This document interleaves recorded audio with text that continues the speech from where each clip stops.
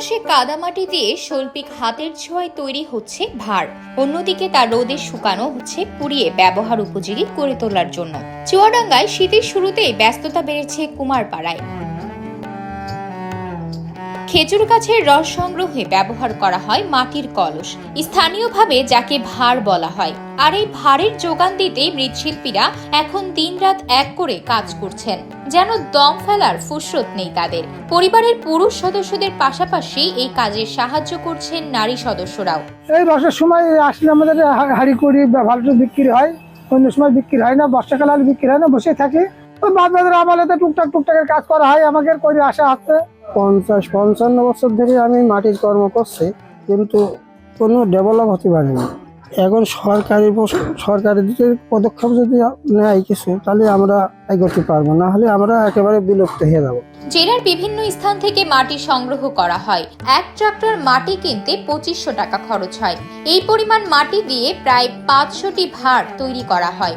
তবে মাটির সংকট দেখা দেয়ায় মাটি সংগ্রহে বেশ বেগ পোহাতে হয় তাদের। মাটি ঠিকমতো পাওয়া যায় না, আগে পাওয়া যেত ফ্রি, আর এখন পয়সা করে কিনতে হয়, তা পাওয়া যাচ্ছে না, কাটতে দিচ্ছে না।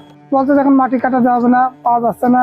আগে মাটি কাটে পাওয়া যেত, চাষিরা এখন দিচ্ছে না, চাষিরা জমি সমান করে কাজ করে, আমাকে দেয় না। পাওয়া যায় ভালো ভালো জিনিস, মাটির হাড়ি পাতিল এবং পাঁচখোলা, দুপুচি, মানে বিভিন্ন জিনিস আর কি সম্পূর্ণ পাওয়া যায়। আমরা এখান থেকে কিনি। এটা এখন তো দাম বেশি সব জিনিসের, যেটা 15 টাকা কিনি ওটা হয়তো 20 টাকা বেশি, 18 টাকা বেশি, যেরাম জিনিস বেচার ভিতরে যেরাম কিনি সেরাম বেশি। আমার ব্যবসা আমি এখন বর্তমানে সামলাই, পাশাপাশি পড়াশোনাও করি। আর ব্যবসা এখন সব জিনিসেরই দাম বেশি, আর এখন মৃৎশিল্পের চাহিদা অনেক কম।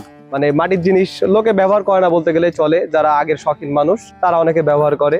তবে কাঁচামালের চড়া মূল্য আর পুঁজির অভাবে টিকতে না পারায় সংকটে পড়েছে চুয়াডাঙ্গা জেলার মৃৎশিল্পীরা। তাদের দাবি, ব্যবহারিক জীবনে এখন মৃৎশিল্পের তেমন আর ভূমিকা নেই, তাই দিন দিন এই পেশা থেকে মুখ ফিরিয়ে নিচ্ছেন তারা।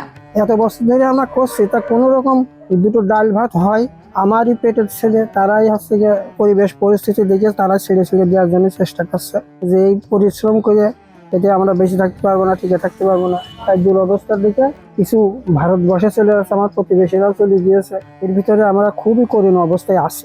বর্তমানে আমাদের এই মৃৎশিল্পটা খেজুর গাছ কমে যাওয়ার কারণে অনেকটাই কমে গেছে। এখন এমন হয়েছে যে মানে খুবই কম পরিমাণ চলে, এবং আমাদের চলাচলের দিক থেকে এখন খুবই খারাপ অবস্থা, এখন দিন দিন বিলুপ্তর পথে চলে যাচ্ছে। এলাকার সচেতন মহল মনে করেন, বর্তমানে মানুষ প্লাস্টিক, অ্যালুমিনিয়াম ব্যবহার করায় মাটির তৈরি জিনিসের এখন চল কম। তাই মৃৎশিল্পের এমন দুর্দিন চলছে। এই শিল্পকে টিকিয়ে রাখতে হলে সরকারকে এগিয়ে আসতে হবে।